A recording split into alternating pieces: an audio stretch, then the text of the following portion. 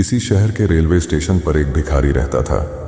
वो वहां आने जाने वाली रेलगाड़ियों में बैठे यात्रियों से भीख मांगकर अपना पेट भरता था। एक दिन जब वह भीख मांग रहा था तो सूट बूट पहने एक लंबा सा व्यक्ति उसे दिखा। उसने सोचा कि यह व्यक्ति बहुत अमीर लगता है, इससे भीख मांगने पर यह मुझे जरूर अच्छे पैसे देगा। वह उस लंबे व्यक्ति से भीख मांगने लगा। भिखारी को देखकर उस लंबे व्यक्ति ने कहा, तुम हमेशा मांगते ही रहते हो, क्या कभी किसी को कुछ देते भी हो? भिखारी बोला, साहब मैं तो भिखारी हूं, हमेशा लोगों से मांगता ही रहता हूं, मेरी इतनी औकात कहां कि किसी को कुछ दे सकूं। लंबा व्यक्ति बोला, जब किसी को कुछ दे नहीं सकते तो तुम्हें मांगने का भी कोई हक नहीं है। मैं एक व्यापारी हूं और लेन देन में ही विश्वास करता हूं। अगर तुम्हारे पास मुझे कुछ देने को हो तभी मैं तुम्हें बदले में कुछ दे सकता हूं। इतना कहने के बाद वह लंबा आदमी ट्रेन में बैठकर चला गया। इधर भिखारी उसकी कही गई बात के बारे में सोचने लगा। उस लंबे व्यक्ति के द्वारा कही गई बात उस भिखारी के दिल में उतर गई। वह सोचने लगा कि शायद मुझे भीख में अधिक पैसा इसीलिए नहीं मिलता क्योंकि मैं उसके बदले में किसी को कुछ दे नहीं पाता हूं। लेकिन मैं तो भिखारी हूं, किसी को कुछ देने लायक भी नहीं हूं। लेकिन कब तक मैं लोगों को बिना कुछ दिए केवल मांगता ही रहूंगा?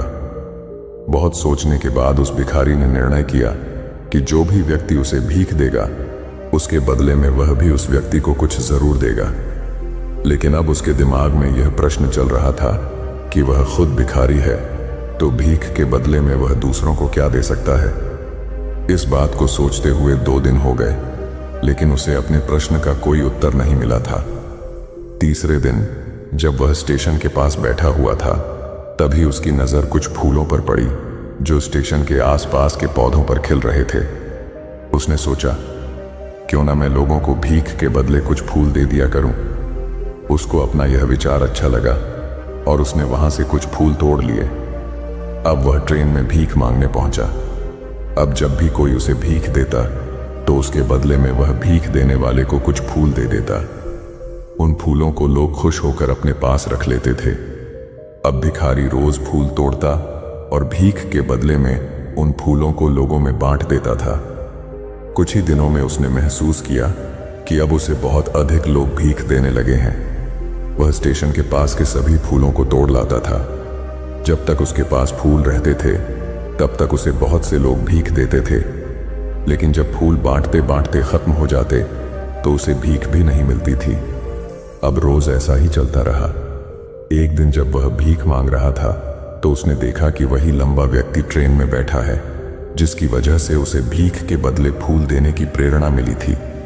वह तुरंत उस व्यक्ति के पास पहुंच गया और भीख मांगते हुए बोला, आज मेरे पास आपको देने के लिए कुछ फूल हैं, आप मुझे भीख दीजिए तो बदले में मैं आपको कुछ फूल दूंगा। उस लंबे व्यक्ति ने उसे भीख के रूप में कुछ पैसे दे दिए और भिखारी ने कुछ फूल उसे दे दिए। उस लंबे व्यक्ति को यह बात बहुत पसंद आई। वह बोला, वाह क्या बात है, आज तुम भी मेरी तरह एक व्यापारी बन गए हो। इतना कहकर फूल लेकर वह लंबा व्यक्ति अपने स्टेशन पर उतर गया। लेकिन उस लंबे व्यक्ति द्वारा कही गई बात एक बार फिर से उस भिखारी के दिल में उतर गई। वह बार बार उस लंबे व्यक्ति के द्वारा कही गई बात के बारे में सोचने लगा और बहुत खुश होने लगा। उसकी आंखें अब चमकने लगीं। उसे लगने लगा कि अब उसके हाथ सफलता की वह चाबी लग गई है जिसके द्वारा वह अपने जीवन को बदल सकता है। वह तुरंत ट्रेन से नीचे उतरा और उत्साहित होकर बहुत तेज आवाज में ऊपर आसमान की तरफ देखकर बोला, मैं भिखारी नहीं हूं, मैं तो एक व्यापारी हूं, मैं भी अमीर बन सकता हूं। लोगों ने उसे देखा तो सोचा कि शायद यह भिखारी पागल हो गया है और अगले दिन से वह भिखारी उस स्टेशन पर फिर कभी नहीं दिखा। लेकिन 6 महीने बाद इसी स्टेशन पर 2 व्यक्ति सूट बूट पहने हुए यात्रा कर रहे थे। दोनों ने एक दूसरे को देखा तो उनमें से एक ने दूसरे से हाथ मिलाया और कहा, क्या आपने मुझे पहचाना? दूसरा व्यक्ति बोला, नहीं, क्योंकि मेरे हिसाब से हम लोग पहली बार मिल रहे हैं। पहला व्यक्ति बोला, नहीं, आप याद कीजिए, हम पहली बार नहीं बल्कि तीसरी बार मिल रहे हैं। दूसरा व्यक्ति बोला, मुझे याद नहीं, वैसे हम पहले 2 बार कब मिले थे? अब पहला व्यक्ति मुस्कुराया और बोला, हम पहले भी 2 बार इसी ट्रेन में मिले थे। मैं वही भिखारी हूं जिसको आपने पहली मुलाकात में बताया कि मुझे जीवन में क्या करना चाहिए, और दूसरी मुलाकात में बताया कि मैं वास्तव में कौन हूं।